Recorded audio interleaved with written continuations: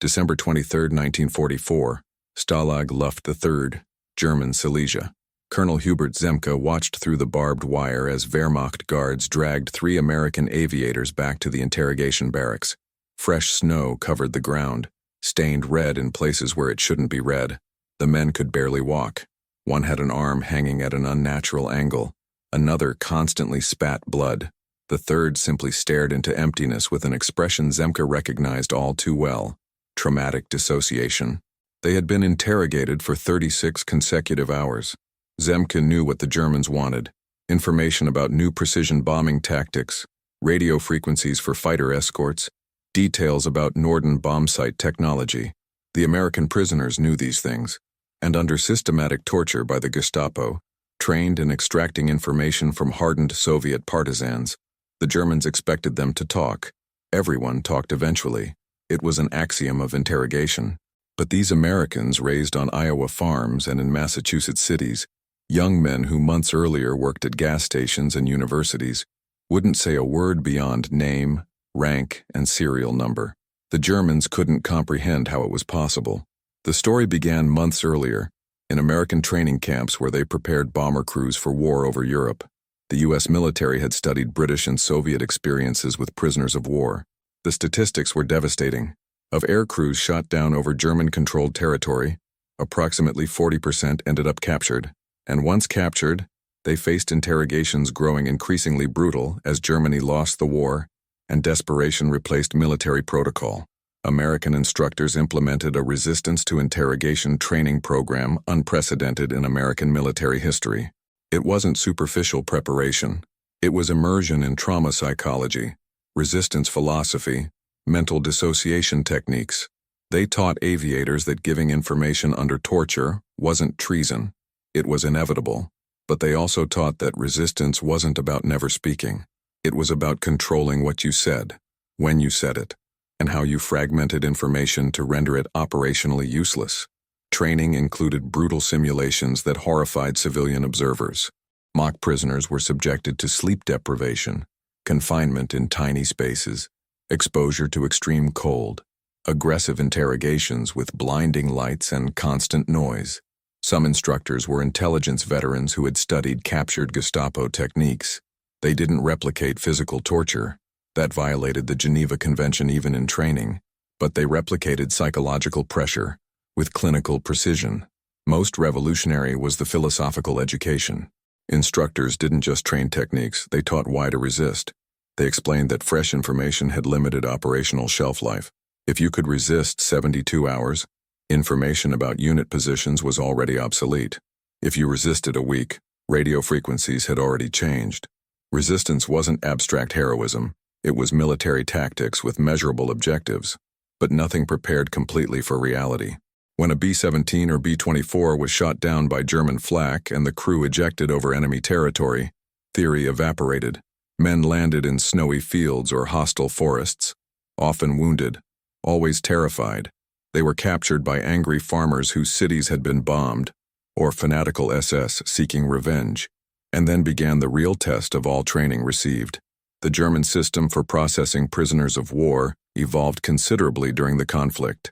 Initially, the Wehrmacht treated prisoners according to the Geneva Convention with traditional Prussian correctness. German officers who were veterans of World War I remembered their own years as prisoners and maintained a code of military honor. But as war intensified and Allied bombing devastated German cities, the distinction between military interrogation and vengeful brutality blurred dangerously. By 1944, American prisoners faced a dual system. The official Wehrmacht maintained POW camps like Stalag Luft III, with relatively correct conditions, inadequate due to shortages, but not deliberately cruel. But before reaching these camps, prisoners passed through Luftwaffe interrogations at Oberursel, near Frankfurt. And in some cases, especially when Germans suspected a prisoner possessed critical information, the Gestapo intervened. And the Gestapo didn't recognize the Geneva Convention. Gestapo interrogation facilities were studies in psychological terror. Tiny cells where you couldn't stand upright or lie down completely. Temperatures alternating between freezing and suffocating heat. Constant illumination preventing sleep for days. Continuous white noise or absolute silence depending on what broke a particular psyche more effectively. And when psychological techniques failed, physical methods came: systematic beatings, waterboarding simulations, joint dislocations, fingernails torn out. German interrogators were trained professionals. They knew American psychology surprisingly well. They had studied American culture, values, emotional pressure points. They knew Americans responded poorly to humiliation, that they valued the appearance of masculine strength, that loyalty to comrades exceeded loyalty to patriotic abstractions. So they used everything, showing photographs of American cities that would supposedly be bombed, lying that comrades had already talked, offering preferential treatment for cooperation, but they encountered resistance they hadn't anticipated. American prisoners weren't super soldiers. Many were essentially children, 19 or 20 years old, away from home for the first time. But they possessed something that baffled the Germans, a combination of American naivete and trained stubbornness. They genuinely believed in the cause they were fighting for, and more importantly, they had been trained to fragment their identity under pressure, to become name, rank, and serial number, nothing more. It was a psychological survival technique that made traditional interrogation almost useless. The first documented case that astonished German interrogators involved Lieutenant James Stewart, no relation to the actor, a B-24 pilot shot down over the Rhine in November 1944. Stewart was captured with severe second-degree burns on his arms and face when his aircraft was hit by a Messerschmitt fighter. The Germans transferred him directly to a Gestapo interrogation facility because Stewart's flight had bombed an industrial complex critical for V-2 rocket production. For 72 hours, Stewart was subjected to continuous interrogation. They didn't allow him to sleep. They denied medical treatment for burns that constantly oozed. They kept him in an unheated cell with below-zero temperatures. Interrogators alternated between violent threats and offers of morphine for his pain if he cooperated. Stewart repeated mechanically, "Lieutenant James Stewart, service number 07389492, United States Army Air Forces." Nothing more. The report of the Gestapo interrogator, Sturmbannführer Klaus Hoffmann, captured after the war, documented growing frustration. American prisoner shows abnormal resistance, does not respond to standard psychological pressure, does not respond to physical pain, acts as if he has separated mind from body. Techniques that break Soviet partisans in 8 hours produce no effect after 3 days. It is like interrogating an automaton.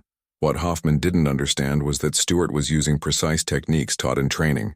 Every time he felt he was about to break, Stewart mentally recited names of dead comrades. He forced himself to visualize faces of crew members who died when the B-24 was shot down. He converted physical pain into an emotional anchor that reinforced determination instead of weakening it. It was a psychological paradox. Suffering became a source of strength. Finally, after 4 days, the Wehrmacht intervened.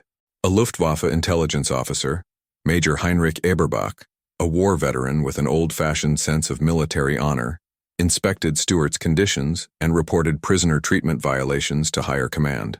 Stewart was transferred to a military hospital, then to a regular POW camp. He survived the war, but the case established a pattern that would repeat dozens of times. Americans resisted beyond what German interrogation models predicted possible. The psychological reactions of German interrogators revealed as much as prisoner resistance. Many Wehrmacht officers, trained in European military tradition where honor between adversaries was the norm, experienced profound moral conflict. Colonel Friedrich von Lindstein, Luftwaffe intelligence officer responsible for interrogations at Oberursel, wrote in a captured personal diary, "These Americans perplex me.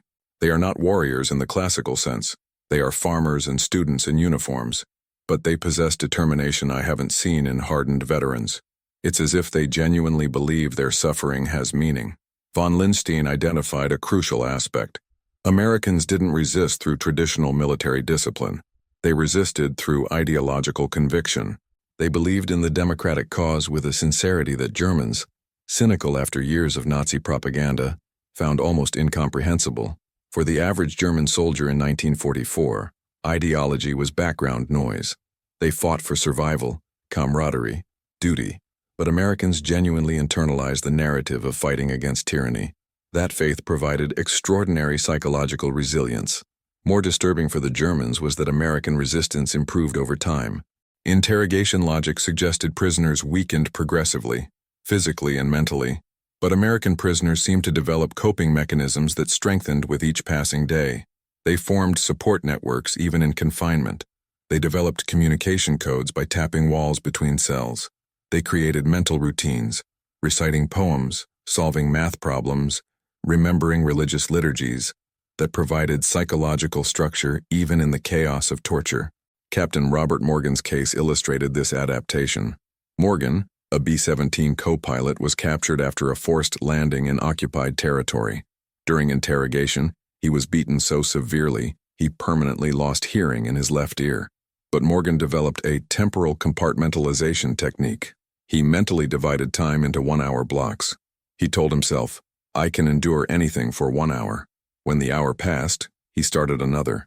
He never thought about days or weeks, only the next hour. He resisted 17 days of intensive interrogation without revealing operational information.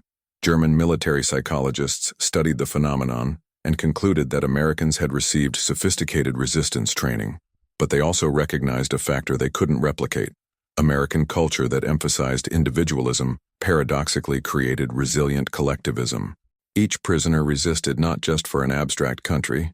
He resisted because he didn't want to fail comrades, family, the specific community that trusted him. The subplot of espionage complicated the situation dramatically.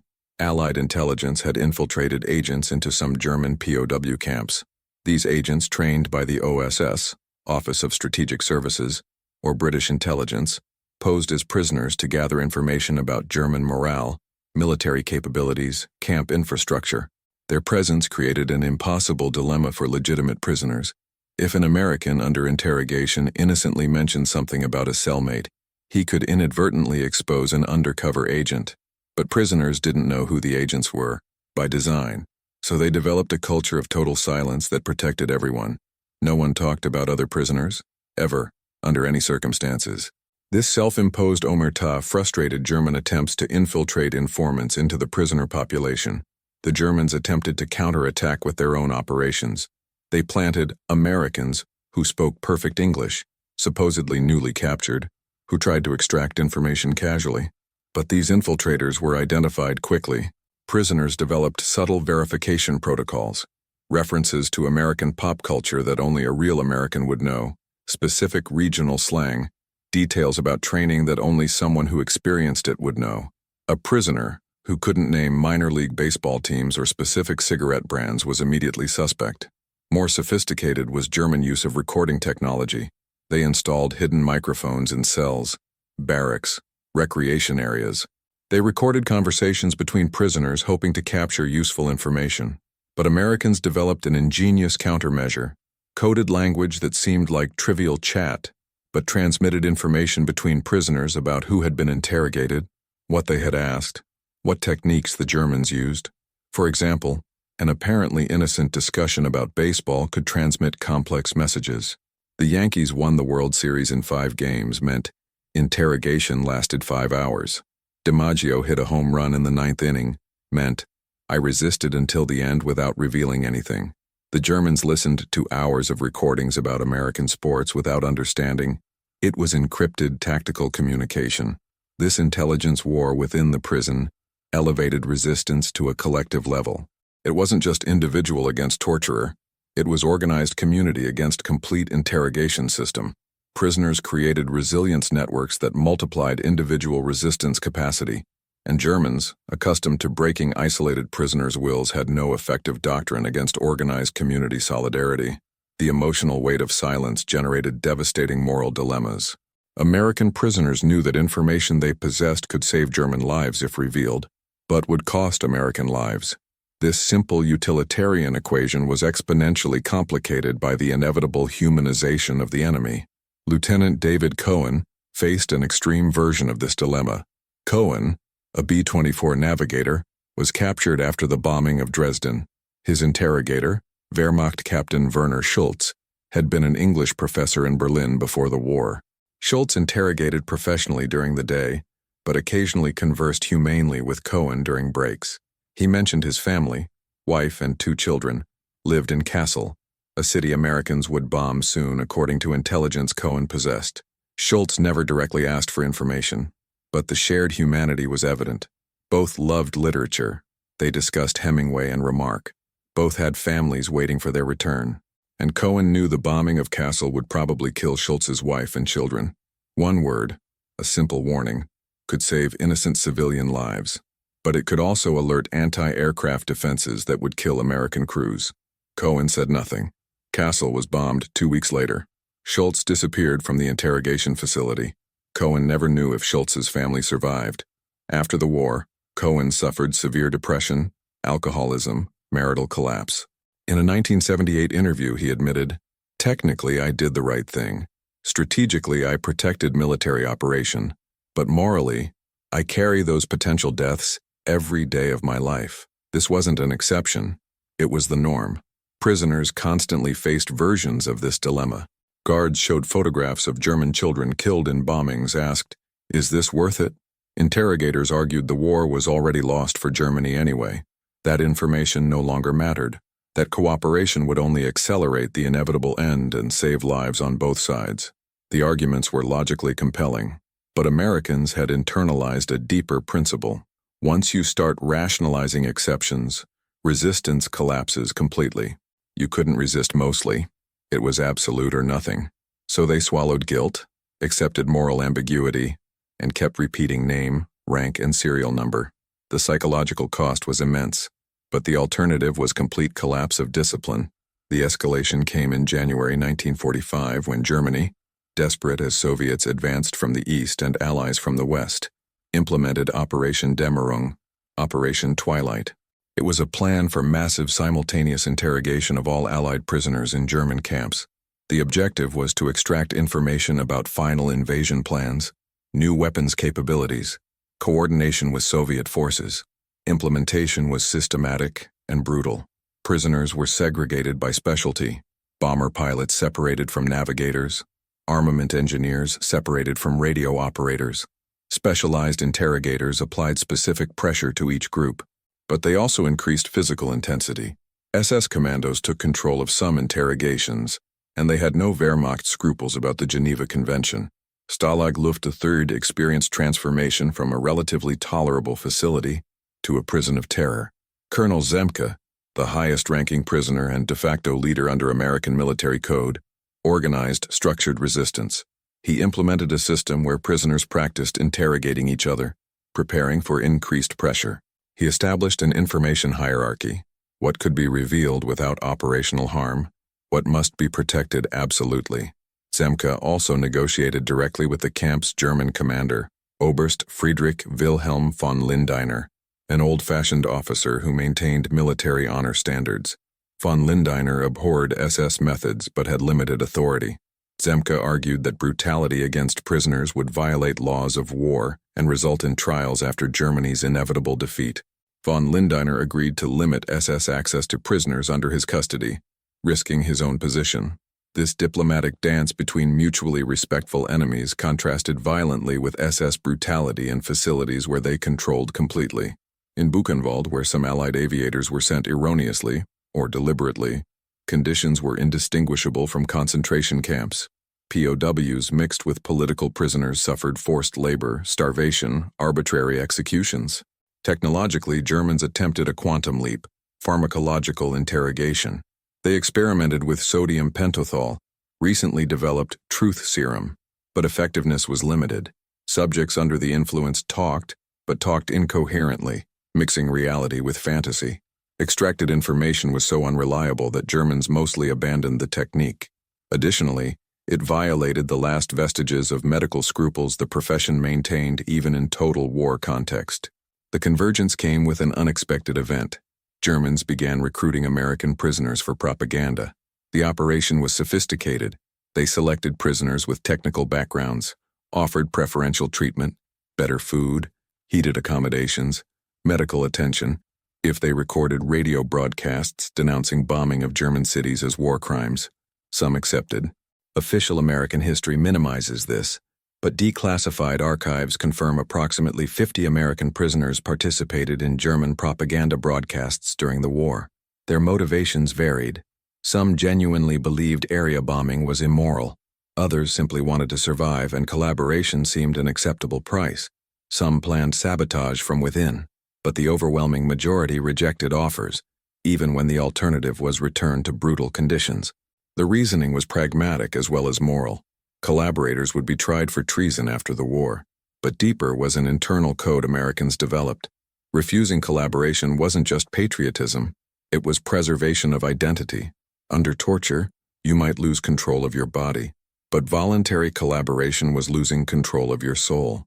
The most notorious case involved Captain Martin Monti, a pilot who actively deserted, stole a P-38, and flew to German-controlled Italy offering services. Germans used him extensively in propaganda, but even among prisoners who knew him, Monti was such an aberrant exception that he reinforced the general rule. He was completely cut off by the prisoner community. After the war, he was tried, convicted, served prison time. His story functioned as a warning. This was the price of betrayal. Simultaneously, Allied intelligence infiltrated counterinformation through apparent collaborators. Some prisoners collaborated by providing deliberately obsolete or erroneous technical information. Desperate Germans accepted without adequate verification. An American engineer provided false specifications about a supposed seismic bomb that destroyed underground bunkers through shockwaves. Germans wasted valuable resources investigating the non-existent weapon. This multi-layered information war, resistance, false collaboration, counterintelligence, transformed POW camps into complex psychological battlefields. Germans could never be certain what information was real, what was disinformation, what was complete fiction. Uncertainty paralyzed decision-making. And while Germans wasted time interrogating prisoners who wouldn't talk or who lied strategically, the real war moved inexorably toward German territory. Preparation for the endgame began in February 1945, when Germans initiated massive evacuations of POW camps. The Red Army was advancing rapidly from the east. Hitler ordered that no Allied prisoners fall into Soviet hands, not from humanitarian concern, but because he feared Soviets would treat prisoners as anti-fascist heroes and use them in propaganda against the West. The death marches began. Thousands of Allied prisoners forced to walk west through the most brutal German winter in decades. Temperatures dropped to 20 degrees below zero. Malnourished prisoners, many sick, marched carrying minimal possessions. German guards, also exhausted and demoralized, marched with them. Some guards showed unexpected compassion, sharing scarce rations, allowing rest breaks. Others, fanatical to the end, executed prisoners who couldn't continue. During these marches, military hierarchies collapsed. Colonels marched beside sergeants. Rank differences became irrelevant in the face of common struggle for survival. But the code of silence persisted. Even during the chaos of marches, when German guards casually asked about military information, prisoners maintained discipline. It was automatism incorporated so deeply it functioned even when rationality suggested the war had effectively ended. Expectations were ambivalent. Prisoners knew liberation was imminent. They could hear Allied artillery in the distance. But they also knew the war's final weeks were often the deadliest. Radicalized SS might execute prisoners en masse rather than allow liberation. Allied bombers might attack marching columns without recognizing they included prisoners. German desperation could produce final, irrational violence. Colonel Zemke organized a communication network among prisoners dispersed in multiple marching columns.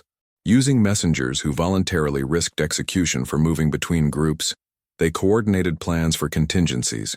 If SS attempted massacre, some prisoners had already identified hidden weapons from fallen guards. If liberation came, they had pre-established meeting points. If the column was bombed by mistake, they knew signals to identify themselves as allies. Tensions reached breaking point. Years of resistance had created resilience but also cumulative trauma. Some prisoners showed signs of psychological collapse, dissociation, paranoia, suicidal apathy. Others developed manic hypervigilance, unable to relax even momentarily, and all carried knowledge that they had survived the impossible, but might die kilometers before freedom. The direct confrontation came on April 29, 1945, near Moosburg, Bavaria. A column of approximately 2,000 American prisoners, guarded by a retreating Wehrmacht unit, was intercepted by advance elements of the 14th Armored Division. The moment was chaos of contradictory emotions: jubilation of liberation, confusion of surrendering German guards, surrealism of instant transition from prisoner to free man. But liberation revealed prices paid. Liberated prisoners didn't look like American soldiers. They looked like concentration camp survivors. Average weight had dropped 30 kilograms. Many suffered tuberculosis, dysentery, untreated infections. Some had lost fingers to frostbite during marches. Others bore scars from tortures they would carry for life. Military doctors who examined them were horrified by conditions. But more shocking was psychological state. Many prisoners couldn't process freedom. They continued behaving as if under constant surveillance. They automatically whispered. They startled at loud noises. Some initially refused food, conditioned to expect a trick. They needed days to accept the nightmare had actually ended. American intelligence interrogations of liberated prisoners revealed the magnitude of resistance. Intelligence officers expected some prisoners had yielded under pressure. They prepared documentation for inevitable courts-martial, but they found a consistent pattern. No American prisoner had provided information that resulted in successful German operations against Allied forces. They had resisted. Simultaneously, capture of German interrogators provided complementary perspective. Werner Schultz, the interrogator who had conversed about literature with Lieutenant Cohen, was captured by American troops. During his own interrogation, Schultz admitted, "We completely underestimated your men. We believed Americans, accustomed to comfort and easy life, would collapse quickly under pressure. It was unforgivable arrogance. Your prisoners showed courage that would honor any army." Other German interrogators were less magnanimous. Some blamed American ideological fanaticism. Others argued American resistance proved democracy could be as totalitarian as fascism in mobilizing wills. But all recognized their interrogation models, developed against Europeans and Soviets, had failed against Americans. It was admission of defeat in a psychological war they had been certain of winning. The sacrifice had meaning. Each day of resistance had protected operations. Each refusal had saved American lives. And collectively, they had demonstrated something unexpected about American national character.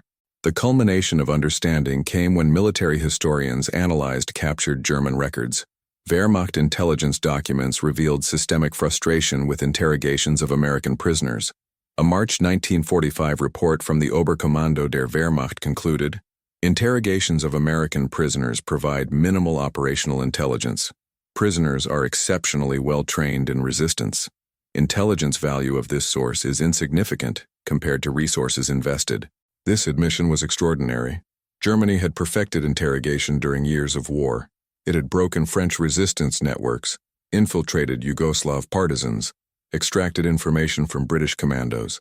But Americans, supposedly the softest soldiers of the Western Allies, had resisted more effectively than any other group. Post-war analysis identified multiple factors. American resistance training was technically superior. American culture of individualism paradoxically created collective strength. Ideological conviction and democratic cause provided deep motivation.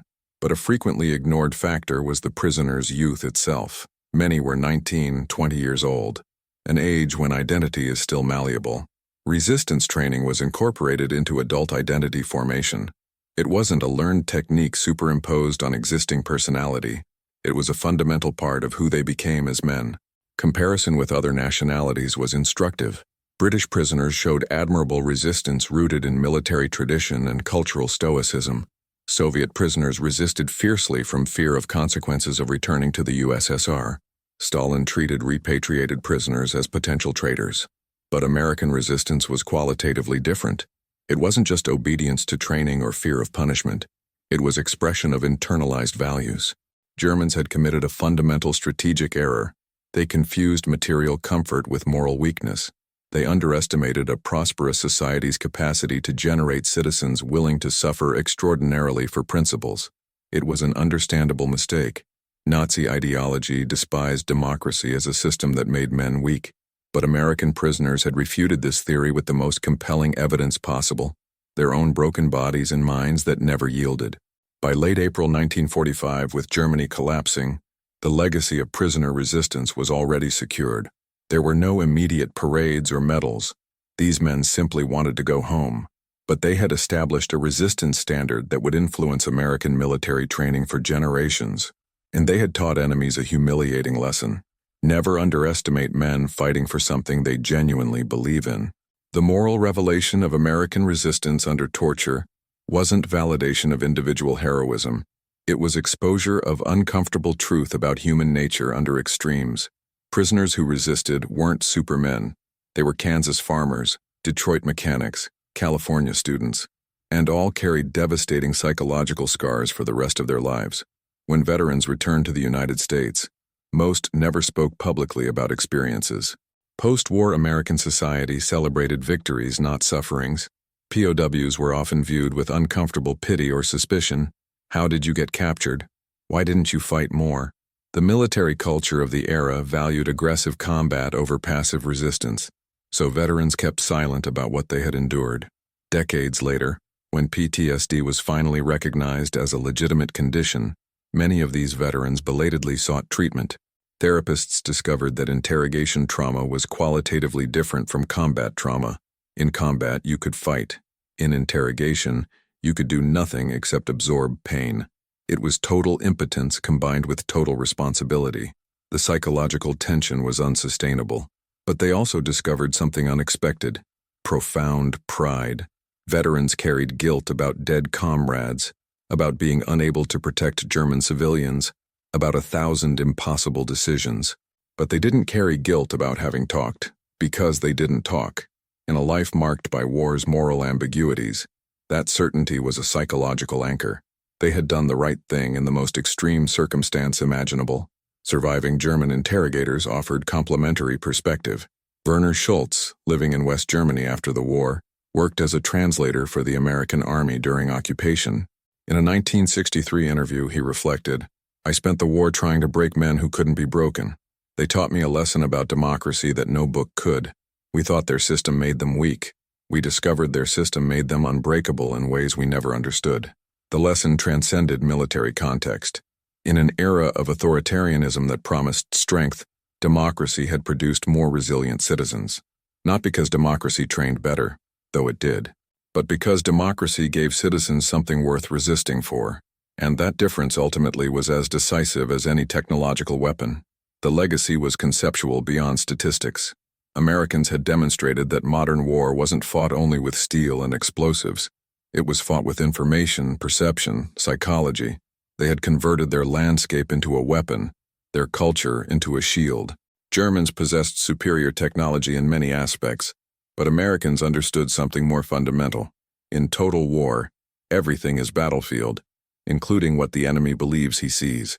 Techniques developed in resistance to German interrogation influenced military doctrine for decades. Resistance ceased being a tactical concept for individual soldiers to become operational strategy for entire installations.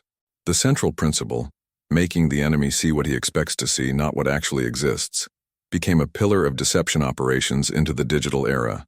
The historian Stephen Ambrose wrote, "American POWs of 1944-45 demonstrated that democracy doesn't produce decadence, it produces determination. Germans learned that free citizens fight more fiercely than obedient subjects.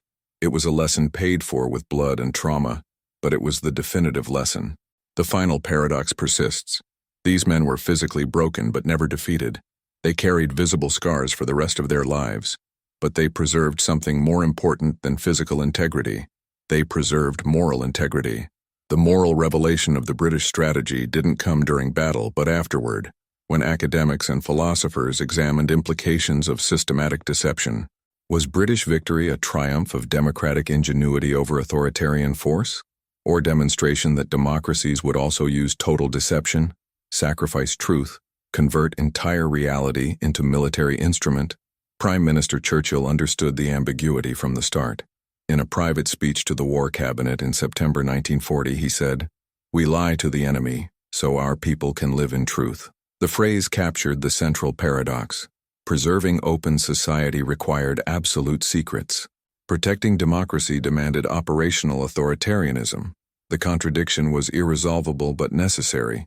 German pilots who survived the war and decades later learned about British camouflage experienced a complex spectrum of reactions. Some felt professional admiration. It was war. They did what they had to. Others felt betrayal. They made us shoot at shadows. But most frequent was baffled fascination. They had participated in conflict where reality itself was fluid, where eyes couldn't trust what they saw, where certainty evaporated under analysis. The lesson transcended military tactics. In the modern era of manipulable information, alterable images, virtual realities, the 1940 precedent resonates uncomfortably. The British had demonstrated that states could construct convincing alternative realities when survival was at stake. They didn't use digital technology, they used paint and canvas. But the principle was identical: control narrative, manage perception, make observers see what designers want them to see. Historian Michael Howard wrote in 1982, "British camouflage of 1940 was victory of imagination over material." But it was also a disturbing reminder of how easily perception can be manipulated by those who control construction of visual environment. He neither celebrated nor condemned. He observed uncomfortable truth. In the end, the Battle of Britain was won by an inseparable combination of factors: pilot courage, leadership competence, industrial capacity, technological advantages like radar. But woven through all of them was the thread of deception, subtle, omnipresent, decisive. The Germans never fully suspected because what you don't see can't be questioned. And that was the most absolute victory of all. The interrogators who had conversed about literature, who had shown moments of humanity, who had maintained military honor despite the regime they served, they learned too late that their assumptions about American character were fatally flawed. Democracy hadn't made Americans weak. It had made them unbreakable. 80 years later, declassified archives reveal the complete story. Approximately 52,000 American aviators were captured by Germans during World War II. Of these, 93% resisted interrogation without revealing operationally useful information, an unprecedented resistance rate in modern military history. Germans expected 30% to yield under standard pressure. They encountered universal resistance. Veterans who survived rarely received appropriate recognition. There was no Medal of Honor for resisting interrogation. It wasn't a visible heroic act. Didn't save specific comrades in a dramatic moment. It was prolonged, silent suffering. So the history remained mostly forgotten, eclipsed by more cinematic war narratives. But the impact was lasting.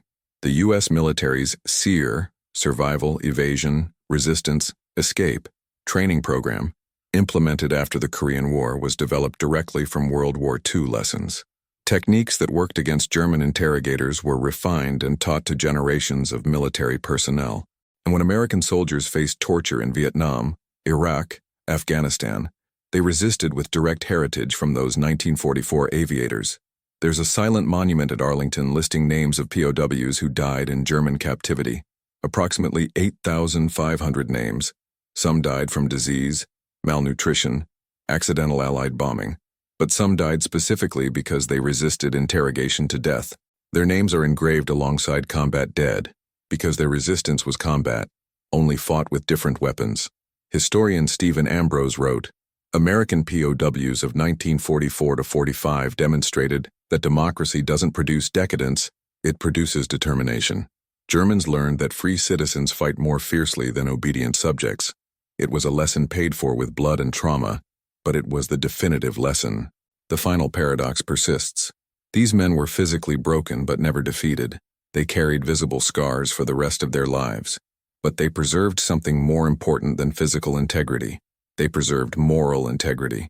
And in the process, they demonstrated truth about human character that no ideology can erase. When free men decide to resist, no torture can break, will founded on genuine conviction. They arrived as captured soldiers. They remained as unbreakable witnesses that there are limits to what power can extract from free human will. The Germans learned painfully: never underestimate men who choose suffering over betrayal.